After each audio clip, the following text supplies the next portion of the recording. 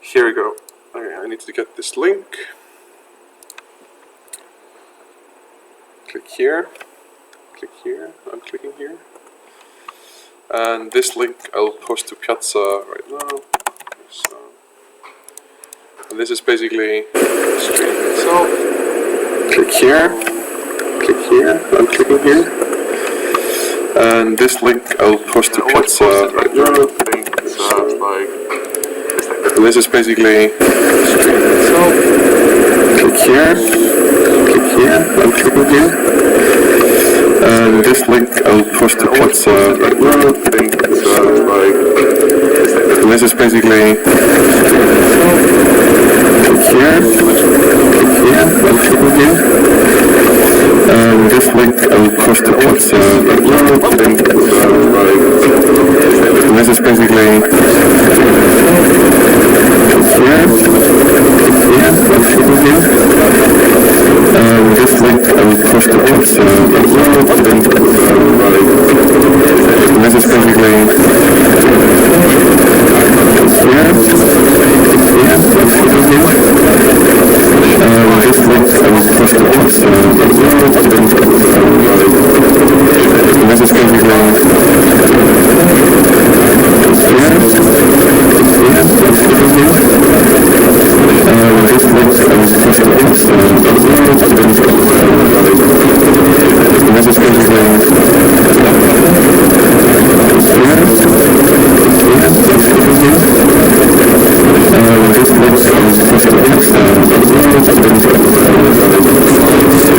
is basically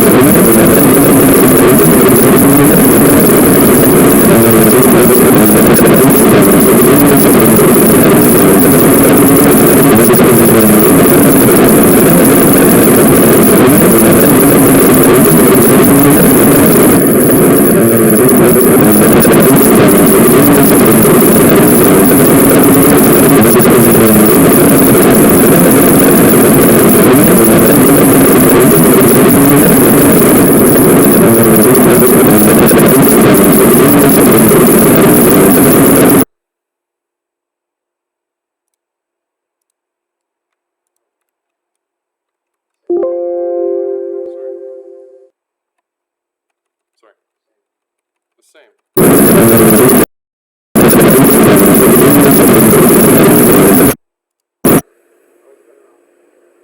don't know.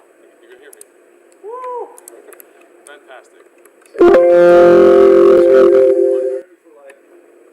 Sorry. The same. Like, have something. That's probably it. Feedback, something like that. Like I closed everything. Like, okay, now it's okay. No, it's okay. Yeah. So I can't have the link open. Yeah. Okay. That explains everything. Well, sorry for this. Again, this is Labclass, lab exercise number 4. Come on, you can do it. There we go. This is problem set 4, and let's dive into it. We've taken quite so much time for technical things. All right, so you probably have gone over this in lectures, like what's the stack, how does the stack look like when we're executing functions. So when like new functions are like called, they push their stack frame on top of the stack. So like there's activation records, that's what it's called. You probably learned this from Styrkere, where they like they go into nitty-gritty details of the stack itself and how the pointers all work and whatnot. But we go a little bit more abstract, like thinking about like how the structure is like from this perspective of the programming language rather than the machine language. Right? All right, so we have this following code fragment. As you can see, maybe I can zoom a little bit more into it. This is just pseudocode. So we have some void function P1 that's encompassing P2 and P3, where P3 is encompassing P4. So like if you're looking at this code, well, it depends how like which it depends if you state some variable in some of these scopes. For example, if P4 was using some kind of an X, and I'll pull this into what's happening. I'll pull this code into my lovely text editors so I can notepad++, so I can give you an example.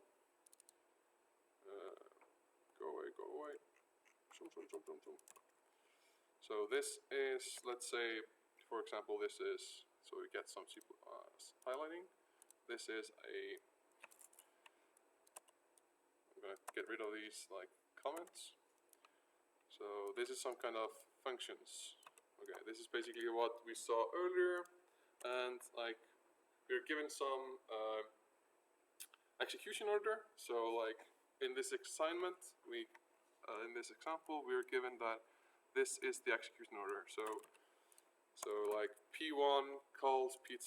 So you think of it like a stack going this way. So it's like P1 is on the bottom of the stack, and then P2 is called, and from P2, P3 is called, P3 called P4, and P4 calls P2 again. Okay, does this make sense? Okay, so for example, like why do we care? What does it matter? Like what does it matter how the stack looks like? Like, does it really matter? Well, of course, if you say like for example you have this kind of code. So, fine. Which X is this? Like, if you think about it in a static context. We went over this last time, like static and dynamic. Well, this X is of course the X that is defined in P1 or P2? P1, right. Because like, it matters like which functions envelops this function. So like P4 is encompassed inside of P3, or like this block is inside of P3, and P3 is inside of P1. So that's how the order should be. Okay. Now I'm gonna pull up Paint because I have mad paint skills. Gonna draw the stack. Okay, so like here we have, maybe this isn't big enough, but I'll make it bigger. So we have these stacks that we have. Wait, where are you? There we go. Okay. Ta-da. Okay, so we have this at the bottom of the stack, and that's P1, right? So put like P1 here. So that's the bottom of the stack. Does that make sense? Okay, so let's put. Oh my God, the weather. Well, the next thing on the stack is what? P2, right? Okay, so we draw like 2 here. Okay, so that's P2. So you can think of it like a stack going up. Every like function call is like its new stack entry. Okay. Well, I'm gonna quickly copy paste this, so we have all these stack entries like lining up for us. How many are there? Like 2, 4, 5. There's another one here on top. Maybe I need to like get this down. Okay. So I hope you can see this. So okay, let me write them correctly. So like, so which one is here? What? So you call P2, and P2 calls P3, right? Does that make sense? So it's P3 here. Then you have P4. Okay. Mad paint skills. Okay, sorry. And P2 again. So if you think about it, like you start here, okay, and then you call up. So you get all the functions, basically all the functions are individual stack elements, like on the top, activation records. Okay, we got this. We know how the functions are called. We know how the stack is laid out, and now the question is, well, I'm in P2, like I'm in P4. Let's say this is P4. I'm here, okay, and P4 is like accessing some kind of X, okay. This X, do you see it? This X. Well, okay, where should it look for the X? Should it look for it directly below it in the stack, or does it have to use some other policy? So basically the question is, like, can we draw how the, if we were doing dynamic scoping, let's think about dynamic scoping. Well, dynamic scoping always looks for the variable that is non-local in the function that was calling this function. Does that make sense? So if I'm, yes? Why is the order P2, P3, P4, and then P2 again? Because that's how it's called. You can think of if you think of a recursion, you could recurse like this. But it's P1, P2, P3, P3 or P4, but why again P2? Think about this. So the question is, why is it the order like so? Why is it like you call P1, P2, P3, P4, and then again P2? Well, if you think about this kind of method, P2, P4, P3, and P2. So like P2, sorry. So like P1 is called, it calls P2, the P2 calls P3, P3 calls P4, and P4 calls P2 again. So basically we are going into P2 after a P4 call. So like we're right between here. Like we're here and looking at the stack, and the stack says this. Does this make sense? Yeah, it is. But like it's like a hypothetical example. So like we're standing right there, looking at the stack, frozen in time, and this is the execution order, like P1, P2. So but this in what the line is not the order of the first task, it's just an example, or? So, are you talking about the exercise? No. It's just like draw the activation records. So, like the task is basically draw the activation records that occurs between static and dynamic chain pointers when the following sequence of calls has been made. So basically, like the task that we should do is basically draw up the stack and then create make the pointers, draw the pointers into the stack. So if you think about it, if we were using dynamic scoping, how would the pointers point?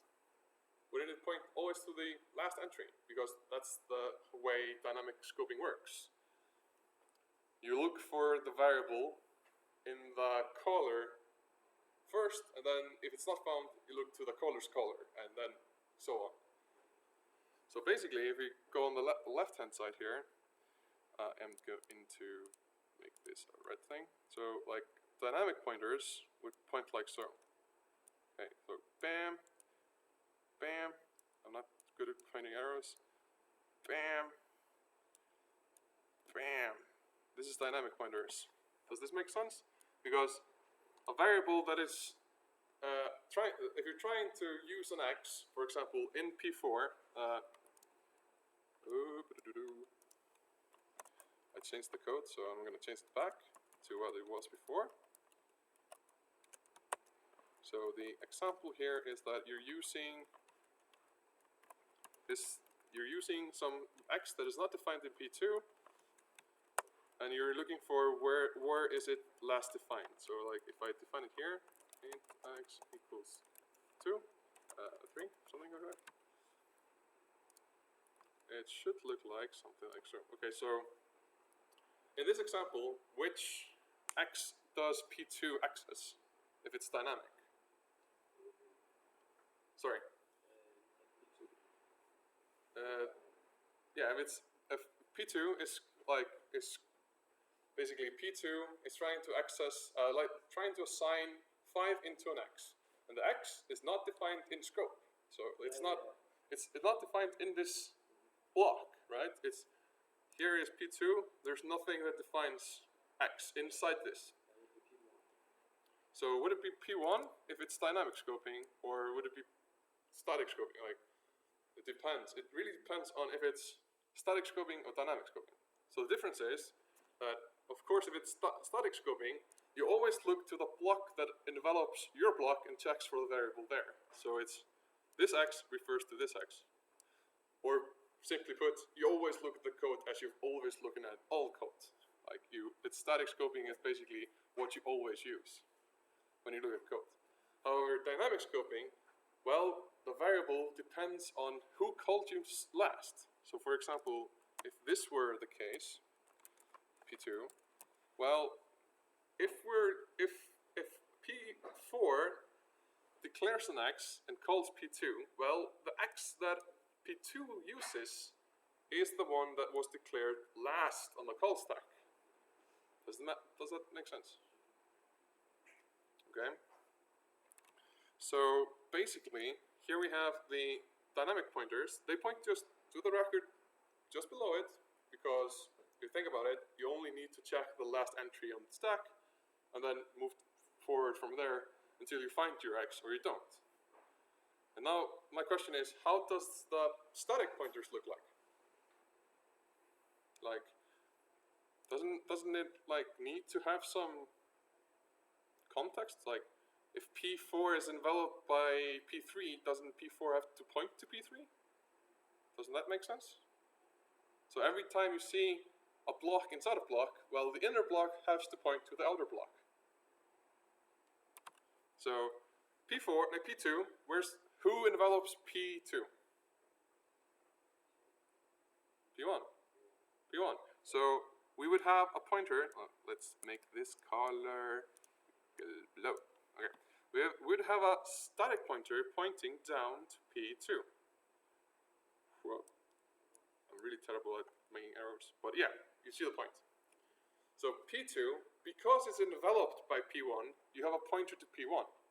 You skip over all the other stack entries because they don't really matter. The only thing that matters is the enveloping block. Yes? So where would P4 point to? P3, because P3 envelopes P4. So this would happen. I'm gonna... Okay, where would P3 point to? P1. And then P2 again, well, that's just again. I'm sorry for the horrible painting, maybe you can make sense out of it. But basically, you jump until you find the block, find the activation records that matches the function that you're enveloped in. Yes. Okay.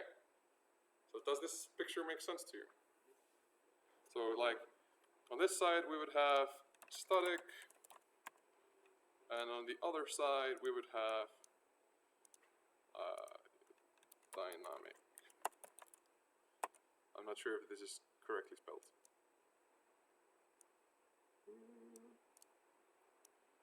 Okay. Okay, let's look at the... Okay, so I can't actually open the video without the noise going all haywire, so...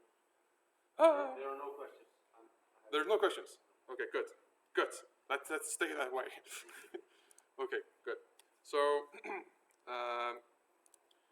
so the next... So everybody, like, fine with this answer? Like you build up the activation records and then link basically how the blocks are structured or how the call stack works. Okay, so how the calls are made or how the structure of the code is. Okay, so the next question is it easier to implement the static scope rule or the one for dynamic scope? Give a reason. So if we look back again on this thing, like, I can open this again. Like, now you have to tell me, like, which policy is easier to implement for the compiler? If you think about the compiler's perspective, which one do you think is easier? Yes? I think in dynamic scope because it's only points at the Exactly. point 4. Exactly. Because, like, for the compiler's perspective, there's no extra linkage. Like, you have the link there already. Like, it's the last stack entry. Like, there's no extra work for the compiler. You just work the stack entries. But static scope rules, of course, you have to have some lookup table that, like, indexes below you. So it's more work for the compiler. So from a compiler's perspective, well, dynamic scope is way easier because you already have the linked list there. Like, well, however, that's the reason why, like, dynamic scoping was one of the first, like, scoping rules that were implemented, simply because it was easier. Okay. So the next question is, and here we go. So here we go. This is, I can't zoom better on this, but it basically says, here's the C++ program. This is basically a Fibonacci solver. Show the activation record that are active on the runtime stack along with the dynamic chain pointers and the along with the dynamic chain pointers at the point just before the fib function returns the value 1. Static chain pointers, are static chain pointers needed is the question. Okay, so let's take this thing and get some syntax highlighting on it because that's much nicer. So here we go. So here we go. We have some fib function. It will return 111 or a recursive call to itself. Then we have this main function, and we have. Can you see this? Is this visible? I think so. Okay, so I'm gonna erase this because we're gonna have to reuse this space. So basically, our task is to build the stack, like show the stack, right at the point before the function fib returns a 1. So what's the first thing on the stack? Like, what's the first thing that's called? Main, right? So like the last entry would be main and something on top of it. So let's just go ahead and put main there. So here we have some, okay, maybe I can use so okay, so I have this here. Okay, this is main.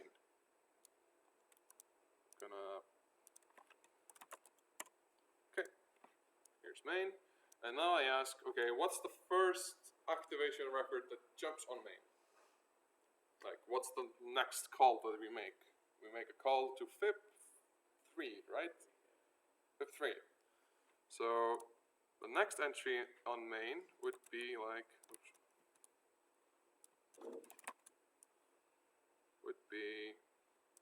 FIP3. Sorry for those with OCD, this is not entirely correctly positioned for me. So okay, let's FIP3.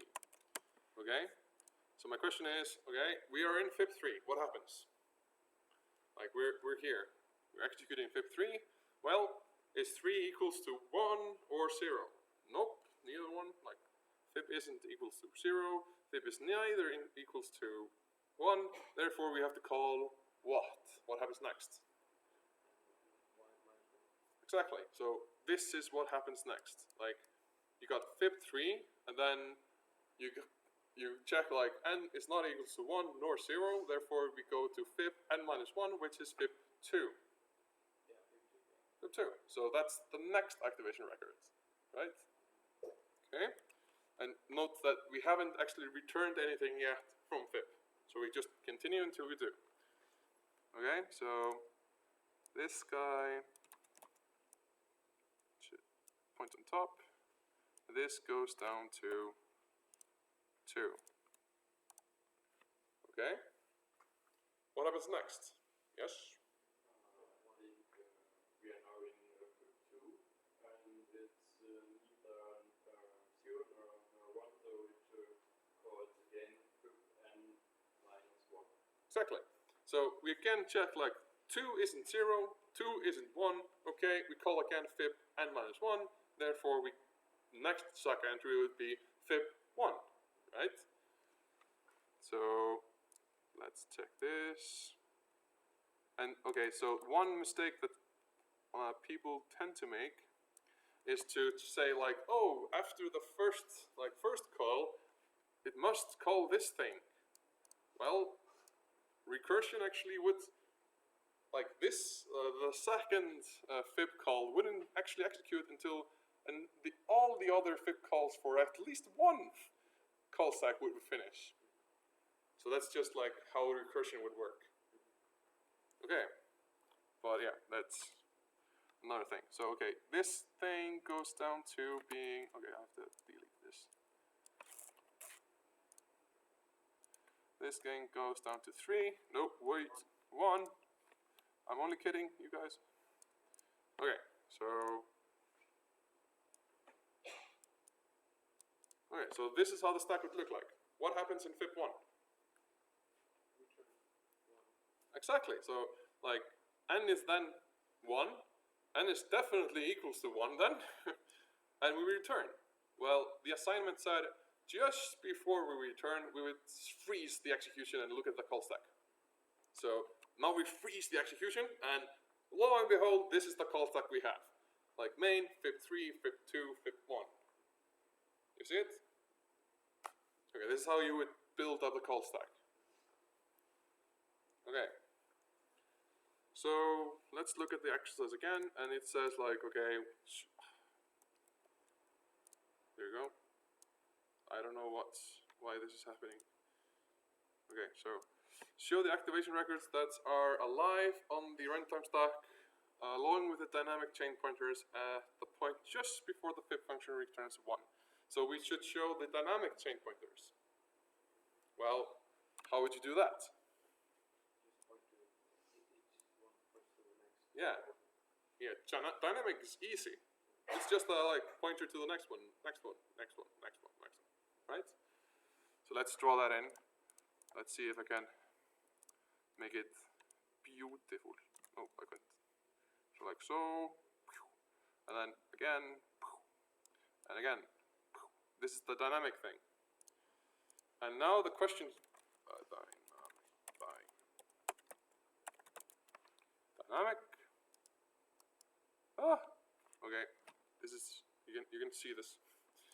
Okay. So another question is the other question is, what about the static pointers? Do we need them?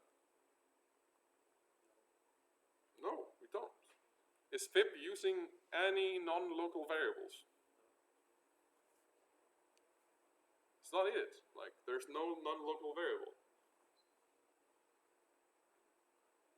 So basically, like, and also the fact that C++ doesn't support nested functions, which means that it doesn't really need to have this kind of linkage. You see? Any questions about this? Like, this is a fairly, like, whoa, bizarre thing, but if you don't really need them, well, don't include them.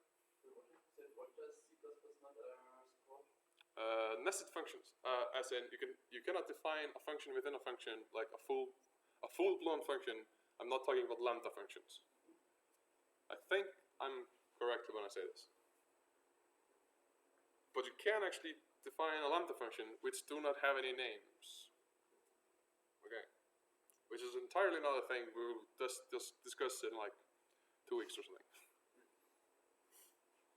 Okay, does this make sense? Is it good? Any questions on the thing? Nope. Okay, awesome. Are you good? Does this make sense? The next example, well, that's a brain teaser for you guys. I think that's the next thing. Yes. Sorry to. How is it? Can you go to the drawing of the stack? Sorry. Yes. Here. How is it going on after? Yeah, we finished the first recursion, and then we moved the first 2 entries of the stack away, and starting again with fifth green. Mm-hmm. And yeah, doing fifth and -2 and Yeah. okay, we build a new stack. Yeah. Basically, the stack is always like expanding, and once the functions are done, you collapse them back, like you remove them, but pop them off. And then if you have another function call, in this case there would be a fib again, you would just pop again up on top. Okay. So it's like building back and forth, back and forth, back and forth. But you actually never call the fib and -2 because... Yeah, it will be called. Like, I just froze the stack at this point. Yeah, okay. Like, that's another distinction that you make. Like, even though we freeze the stack to look at the stack, how the stack is looking, well, the stack is always changing as you like call new functions or functions complete. The stack is being used, like popped on, popped off. Okay.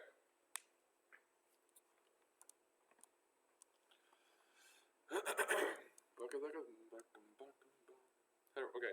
Here's the next exercise. Any questions? Okay. So. The environment of the function foo includes a non-local name foo. What is the purpose of this name? What purpose does the presence of this name serve inside the block?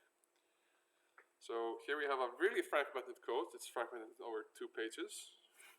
But the question is, oh yeah, the first question would be like, what's an environment? What are you talking about, trees or something? Well, environment of a function is all the variables that the function can access.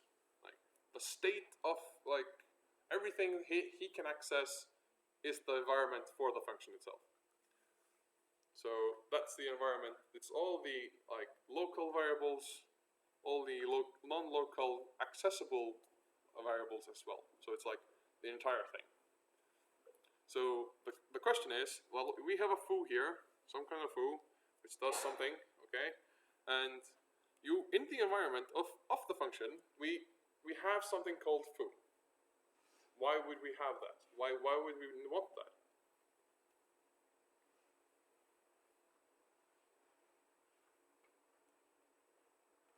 So I'll take this code. I'll probably have to do something more to it. Okay, let's take this code. This is something that we don't need. This is as well something that we need. And let's do this. So my question is, inside here we have something like in the environment of this function we have temp. That's defined inside the block, therefore it's in the environment. We have n and we have a, right? But we also have foo. Why? What happens if I do this?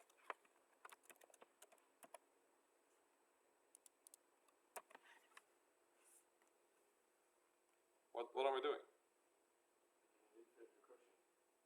Exactly, I'm recursing. So that's the reason why you have access to the name of a function inside the function is to recurse. You get it? Basically, the reason why you have access to the name is so you can call it. You can call yourself.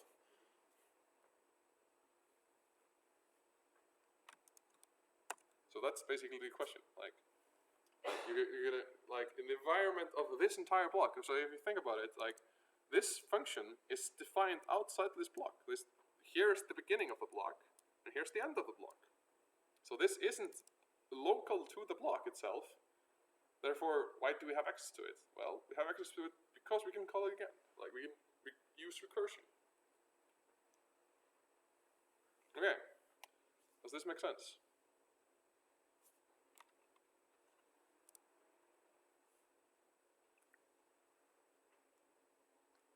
Am I going too fast? Is this...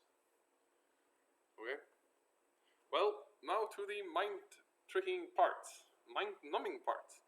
Tell me what's printed. And what you're given is that these are passed by reference. So can I make this a little bit bigger? So this is the entire code. So you have... So basically you have an integer array of size 10, some index, currently set to 1, and then you like put the first 3 indexes to 0. And then some stuff happens. What happens? What's printed out? It's pretty tricky.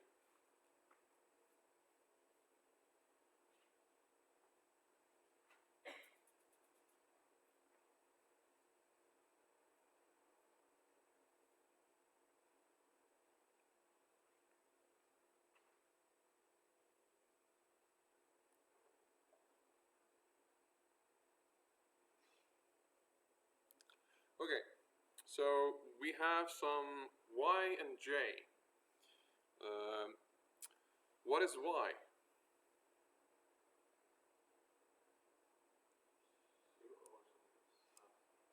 It's a reference, so it's a reference to the index. Okay, so it's a reference into the array at index 1. See it? So I is 1 in the beginning. So like this reference is basically referencing the first index, index 1 in the array. You see it? So that's what y is. But what's j? Just a number, right? It's a reference to a number. Okay? So what's happening here? Like, what does this say? X of what? This? Here, x of I, of 1. X of 1. Is 2. 1 plus 1 is 2. Exactly. So if you think about it, it's saying x of 1 equals to 1 plus 1. Which is basically x of 1 is equal to 2. Well, what is j? What does that reference? Sorry, y. What is y? It references index 1 in the array. Well, we just changed index 1 in the array, didn't we? So what gets printed out? Oh, sorry. 2. Does that make sense to everybody? So we print out 2 because you just changed the thing that y was pointing to. Makes sense? Okay, what then? J becomes 2. J becomes 2. Okay, so that's the I. Okay, and then what? Second. Space of the array becomes 2. And it prints out 2 again. 2 again. Why 2? It's still referencing the first. Exactly. So these 2 lines had no effect on this thing. You see? So you print out the same thing again. Okay? So basically, here you plus 1 to the index. So now you're indexing not the first index 1, you're indexing in element 2. So you put on element 2 j, which is now 2. So like index 1 and index 2 are now equal to 2. Right? And then you print out index 1 again, which was 2 in the first place. Okay? So what happens here?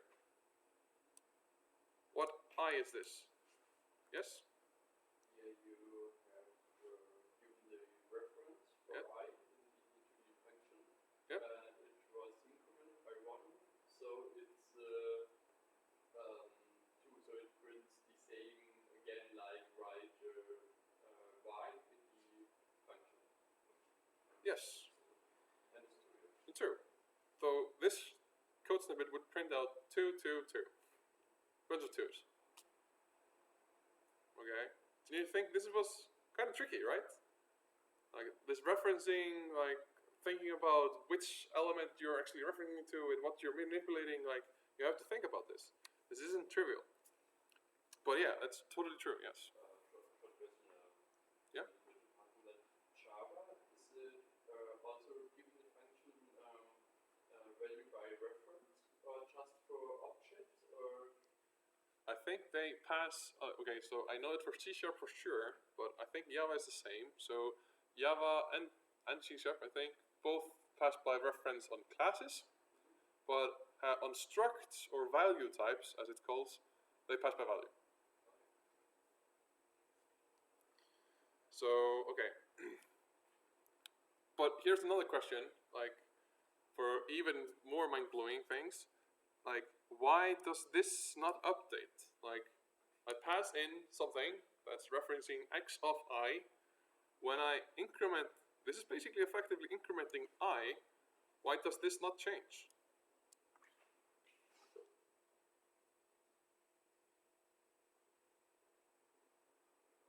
Because you already reference to not to I, you reference to a certain part in the storage, and you already have this certain address for this reference.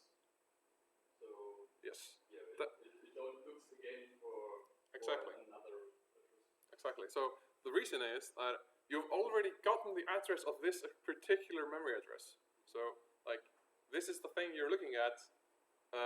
Doesn't matter like if I is updated, this isn't live updating what the I is pointing to.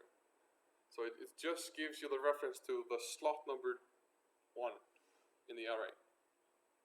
So it basically would be the same as saying constant 1 there. You see it? Okay. So you can't change the array index because the variable used for accessing the array index changed. Does that make sense? Is that confusing? Okay, so, well, this is pretty like this is not trivial. Like I took me some time to like figure it out for sure. But yeah, it's fun though. All right, so the next question, or any questions about this? Because we are definitely getting to the bottom of our list of things to do. Any questions on anything? Nope, no questions yet. Okay, cool. So I encourage you to please ask questions out there. Hello. All right, so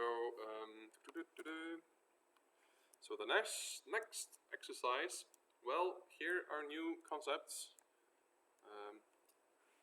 Maybe not visible, but so our assignment is consider the following fragment in a language with exceptions and called by value result and called by reference. So, okay, so state what is printed by the program when parameters are passed, 1 by value result and 2 by reference. And I'll do another example but we'll come back to this example. But I'll do another example with like the difference between these two things. So let's say I have this function foo, and I'm going to create this x equal to 2, and my function takes its two parameters, xx. This is allowed, like void foo x int a int b, and let's take this in a cobalt. No, okay, here we go. Okay, so here we have some a and b into a foo, and what I'm going to do is basically say, okay, let's pass these values by reference. We all know how references work. So if I say a equals like 2 and b equals to 4, and then say like if a equals b, throw new what? Except like what is going on? And the next thing is then else I'm gonna print a smiley. Okay. So let's look at this from pass by reference. What happens if we pass by reference? What happens?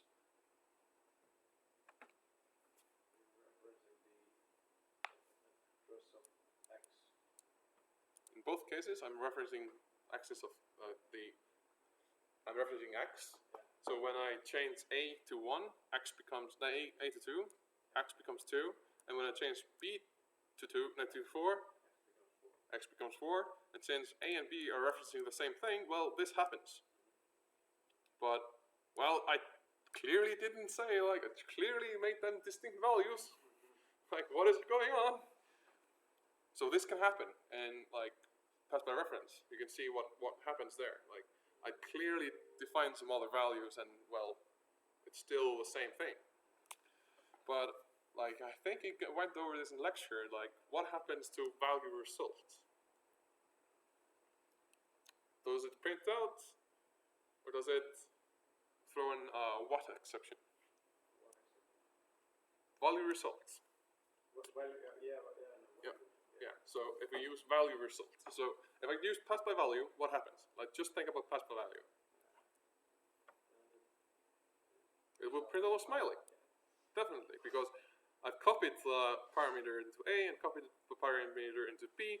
These are two distinct things. When I set A to 2 and B to 4, these are definitely two distinct things. Therefore, they won't be the same thing on this line. So, like, if I pass just by value, well, I printed a smiley, okay? But if I pass by value result, what happens is that once I'm done with executing this function, like I'm at this point of like finishing my function, I would pass the result of the variables that are passed in back to the sender. So I would update the x with the new values that were assigned to the x inside the function. See the difference? So instead of just discarding that thing, I copy the result. That's why it's called value result, because you copy the result back to the original thing. So x would then be either 2 or 4. It depends on the policy of the language.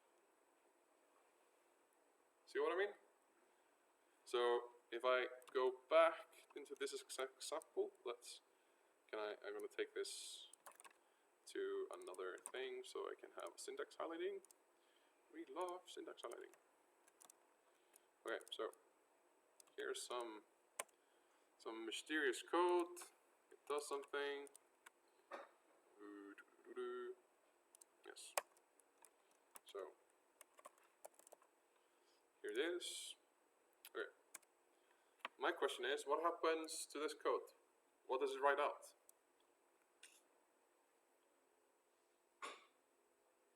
That's by result. That's value result. Pass by, let's start with pass by reference. What's printed out when I pass by reference?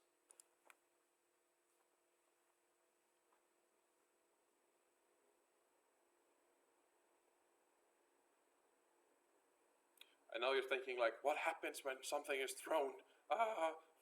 Right? Well, the execution just stops when the throw call is made in the function itself. So you do the statements before it, and once you reach the throw action, well, it stops the execution and just leaves the function. Like, okay. So what happens? Like, we have a catch. Like, it doesn't throw an error. We have a catch. We catch this error. So we call f. F takes in y, and well, y is incremented by 1. So what's the value of y then?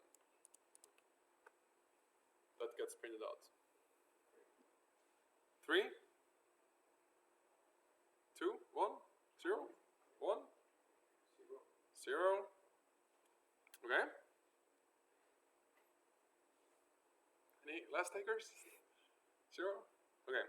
So what happens is that, well, here we pass the y as a reference. Y has the value 0, so okay, we have this reference to y. Well, before we throw anything, we change the value of y to 1. So the reference, we've changed the reference, like we changed the value that's the referencing pointing to. So we actually change y to 1 when this happens. So once we throw, we get out of this and like recover ourselves after catching. We print out the value that's stored there. So we print out 1.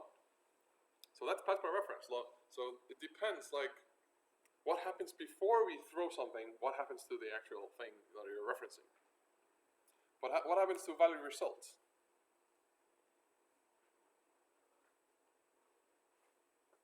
Then you pass a value into the function. You pass it by value. So you copy y. Okay.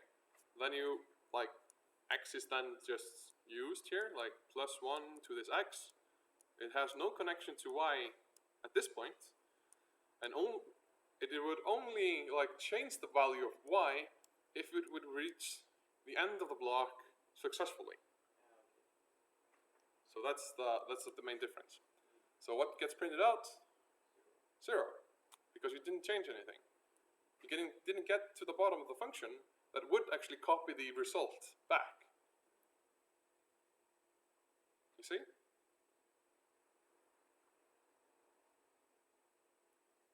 So that's basically this question. Okay.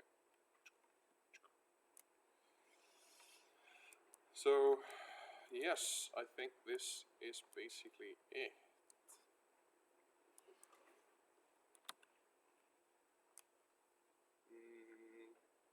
Any questions on the material?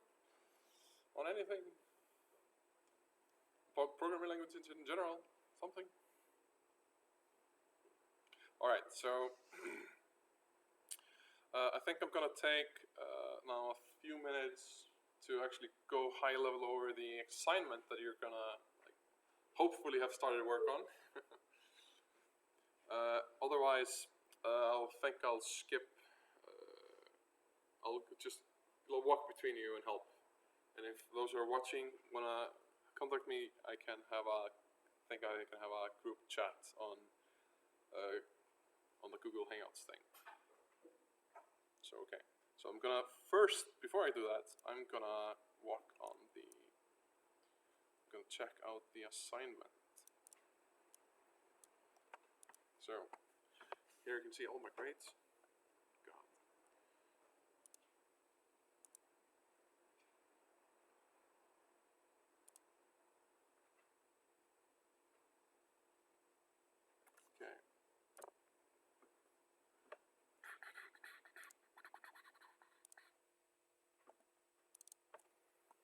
Okay. Okay. So basically the assignment is in twofold. you have to do a full-blown compiler, full-blown for a really small language though. Basically, a compiler that takes your code and like compiles it to some intermediate language that is defined here. So this is the intermediate language, and here this is the grammar that explains the language that you're supposed to compile. And the second step is basically building the interpreter that reads this intermediate language and prints out some result. So it will print out some mathematical like number, like 5, 15, 42, something. And these instructions are pretty detailed. Like, just read through them and you'll get a hang of it, I think. So, for example, this is a language that you get in. This is basically the example of a program that you're going to compile. So here we have some var equals 3, b equals 4 times 7 minus var, and then you print out b. And this is just a really simple like program in your language. And what you should spit out at the end, well, if you compile this program, program.l, is this thing: push var, push 3, assign, push, da da da da da. So this is something that you would spit out of the compiler. Okay, and then the interpreter would basically take this intermediate code, let's say call that like program.code, and run it through the intermediator, and he would say like 16. So if you think about it, it's 3 minus 7 times 15, 16. 4 times 4. Does that make sense? Yes, it makes sense. So it's like 4 times 7 minus 3, which is 4 times 4, which is b, which is the thing you print out. Okay. And also a question like, well, how do I do this? How does this work? Well, okay, so the first thing that you have to do is basically, there are 2 parts to the compiler, or 3 parts to the compiler. So I'm talking about the first half of your project. Basically, you have to do a lecture, which basically takes in your text and like token-wise, like what's it called? Yeah, breaks it down to tokens. Basically, like you find the splitting characters. For example, like comma, semicolon, open, close parentheses, space, and everything, and then try to like build the tokens for it. So basically, you would have a token class that would have these 2 properties or these 2 things. So you have a lexeme, which is basically the string inside the token. So it would be a number, for example. Then lexeme would be the actual number, like 42 or something. But the token code would be int. For example, here, the code would be int. So they would send out an int, but the lexeme would be 42. You see the difference. So so basically, that's the first part of the compiler, like trying to like code in, like tokenize the text. Basically, split down the text into tokens, and that's basically like a big loop that runs until you found the particular token, and then you spit that out. Yes. So in the string lexeme, he contains just the original input, just the program code, like this example var equals 3 semicolon b. So sorry again. The variable lexeme. Yes, the variable lexeme in the token contains just the original text. Just the original text. Yes, definitely. But of course, when you think about like the token code for semicolon, well, the lexeme is just the semicolon, but the token code is semicolon. So yeah, that's definitely true. So it would just be the original text inside the program itself. So for example, when you're defining something, isn't here like IT? I think an IT is what it is. So for example, you can say var, that's an IT, and then the lexeme would be var, but the token type would be IT. See it? So we also have to store in some structure the actual value of this token int. Yes. Well, you only have the actual string.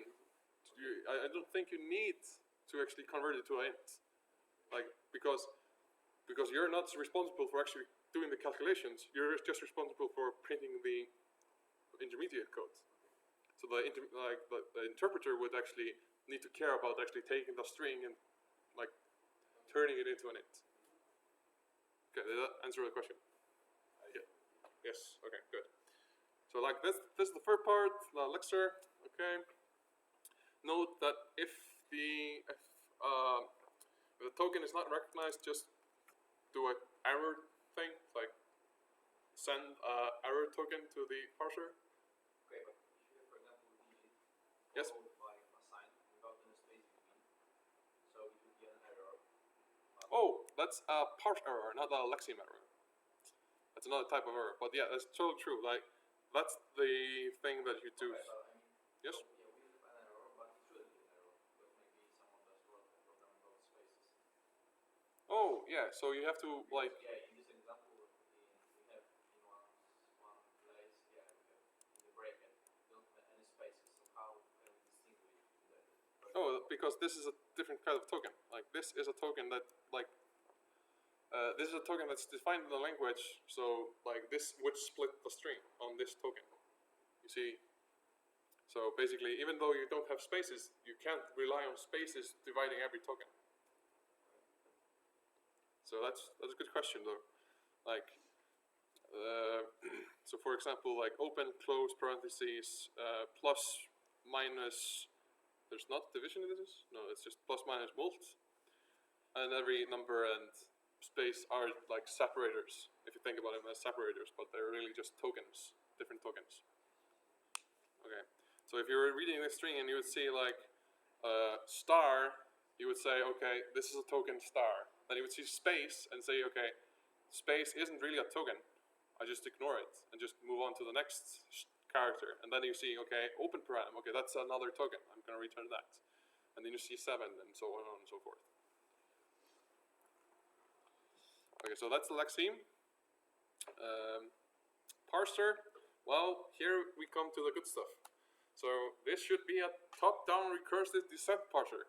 And we actually went over this in 2 lab classes ago.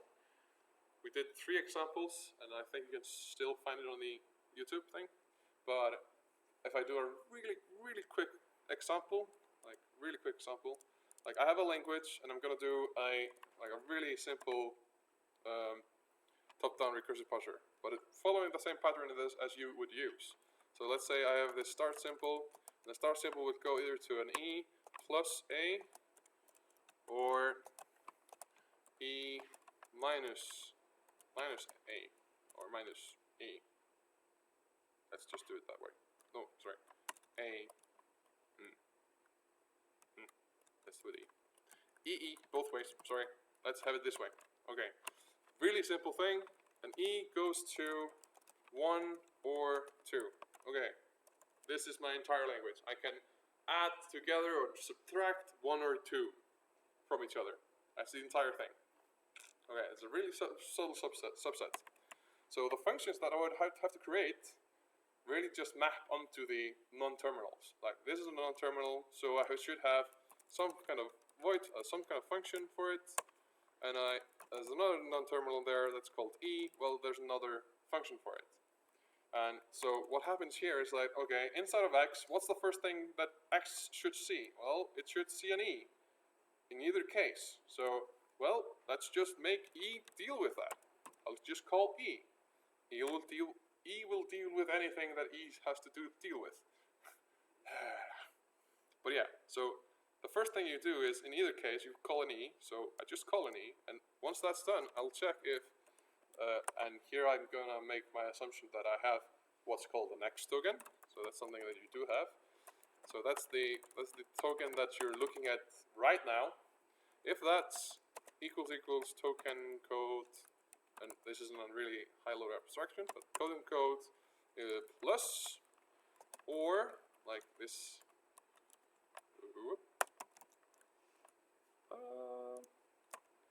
No, plus or minus.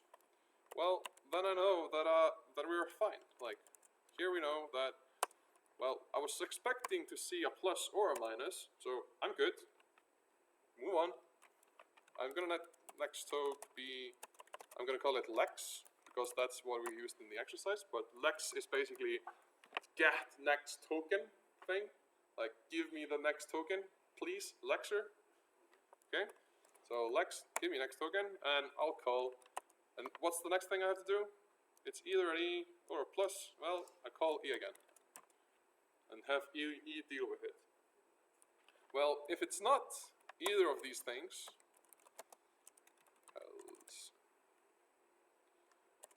else, I'm gonna have a syntax highlighting for this. There you go. Else, well, we have some error because we didn't get the thing that we expected to get. You see? So this is basically, you just look at the description in the language and just implement exactly what it describes.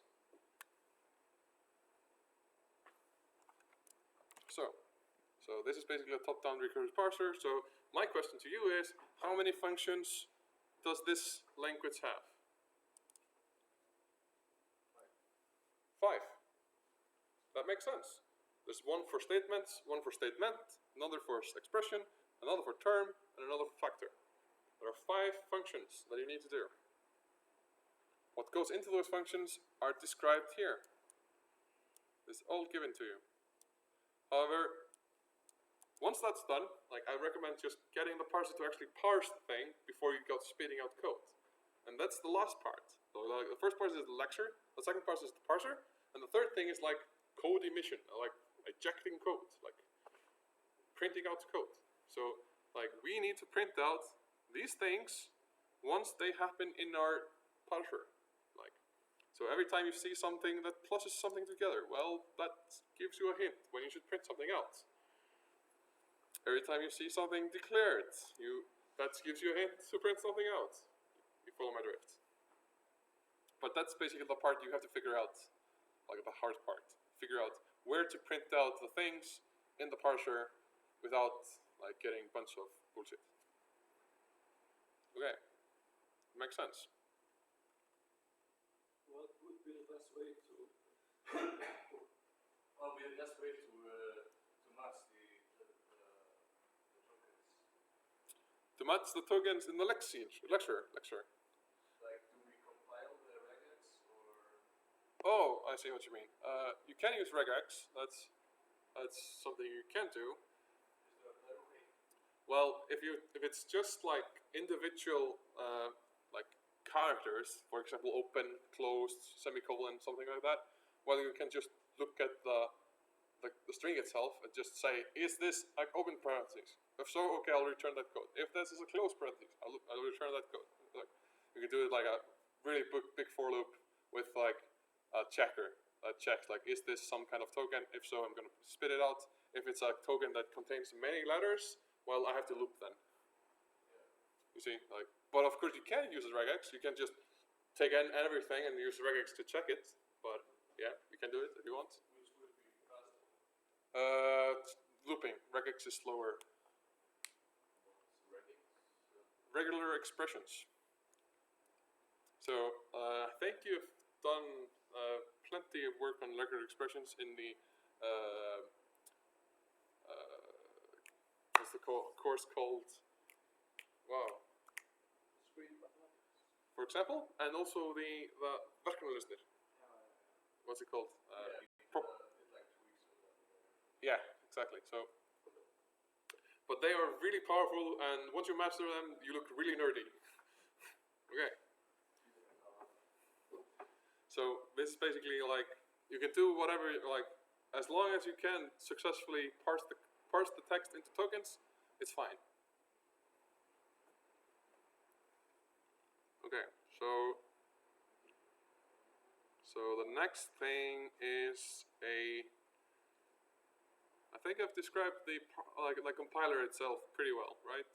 Yeah, I think you have a grasp on it, the compiler. I'm gonna go to the interpreter now.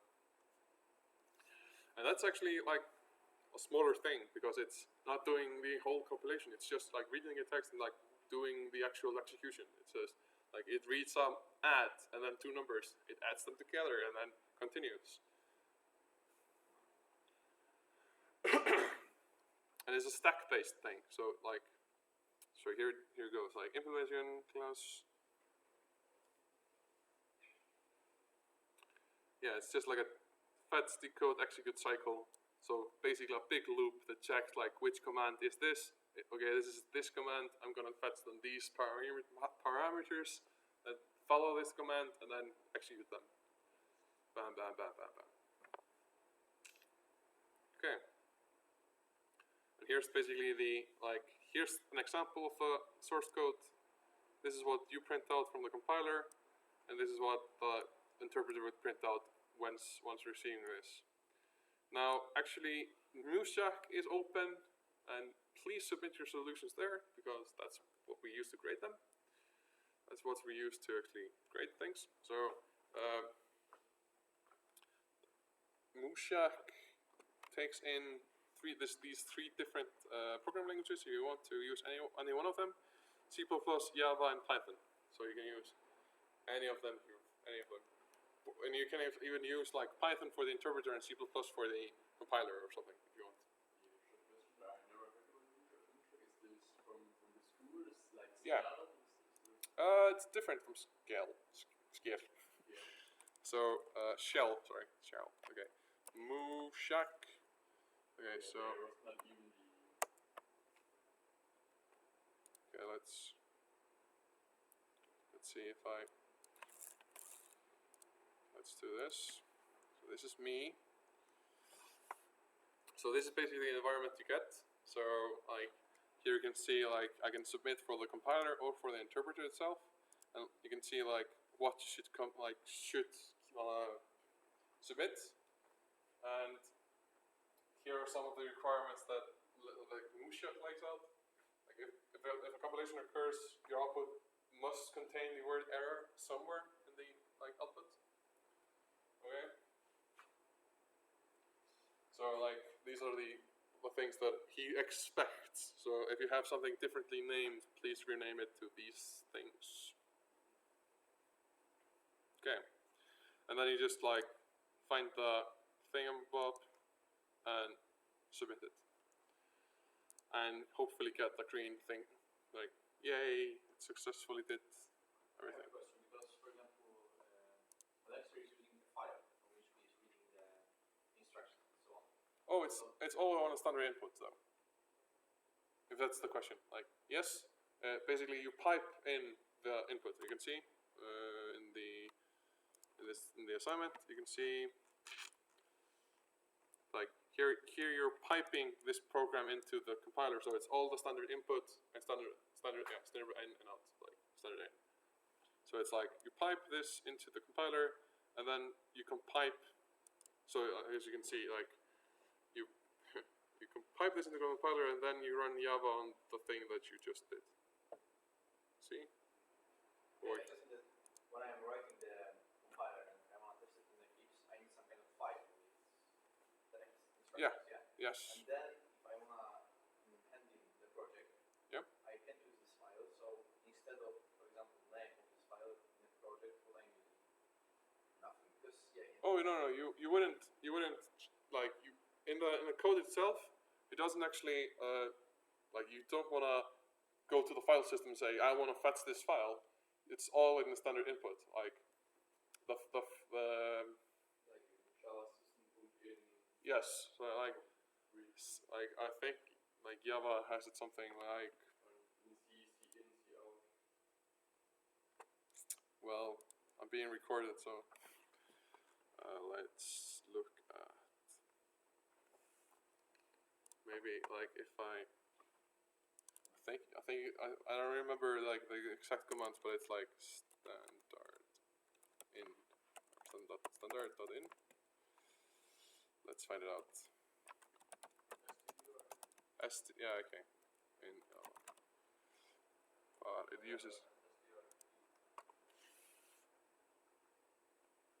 uses basically like the normal standard in, standard out syntax.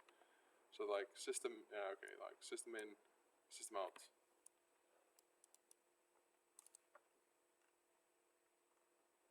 But yeah.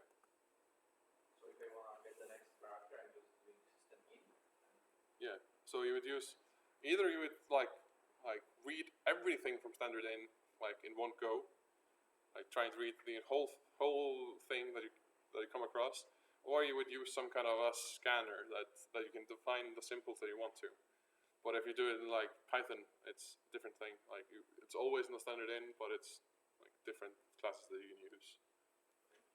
I'm sure there's been asked, but does Musha support both the Win server and free? I think so, yes. But this has been asked on the Piazza. I'll check it out. I think it, yeah. I think it does.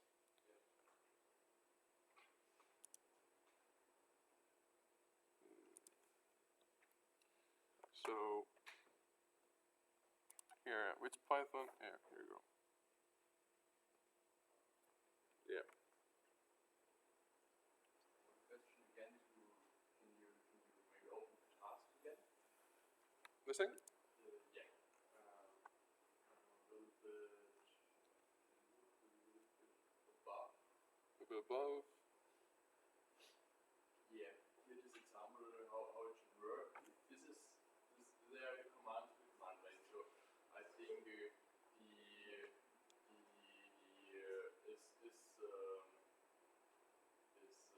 left hand side. It's piping. It's piping in. Yeah. It's typing in the program L, typing out the immediate code to Program code, yeah. program code to interpreter. How do you do this kind of script thing or? How do you do it? Yeah, It's we should make a script like execute program L. Works it the same for Windows or Linux, or is it? it should work for both. Like I think it should work, but of course, if you're working on like Windows, this syntax, like this is also possible. Like it's both possible to use piping in both the Linux and Windows systems. So. And here have we just to in this execute have we just to write this line from I never wrote the script. Yeah, I see. Well, if you just launch your console, like, here I go. You can do it. It's really slow, like really slow. Cool. Okay, so like for example, you should just be able to like run your thing on some kind of program. Like, let's see if I can use it on my old project where I did this, I think in Java.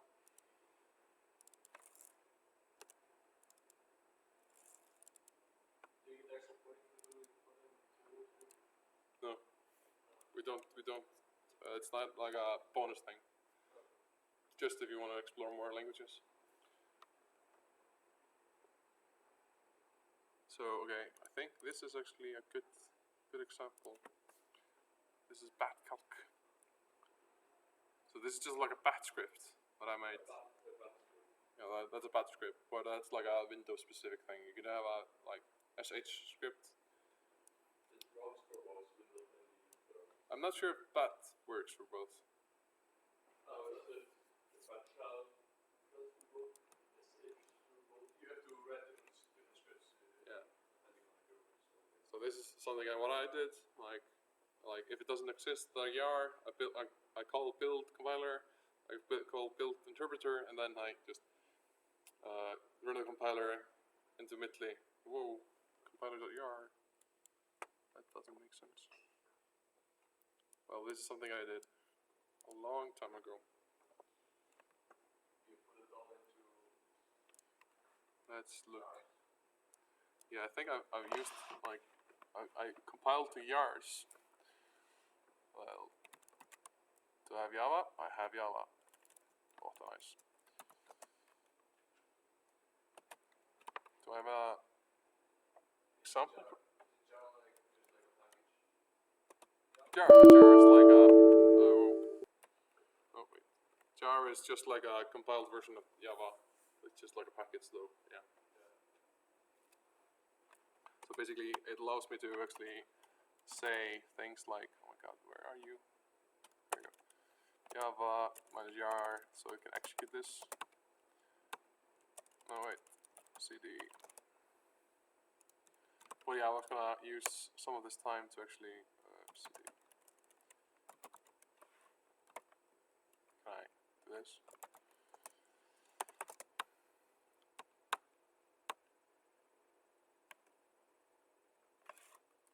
Corrupt Java file? Well, my old thing doesn't really work though.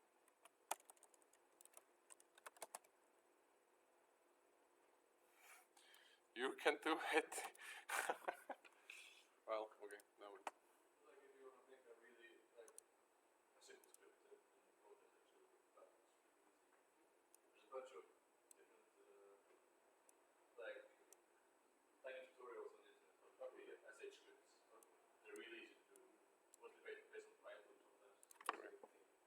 Well, I'm gonna close this now. I'm gonna close the live stream. Thanks for watching. If you have any questions, you can check out Gatsa or just contact me directly. I'm gonna check now if the. Alright. Here we go. We do it. Goodbye.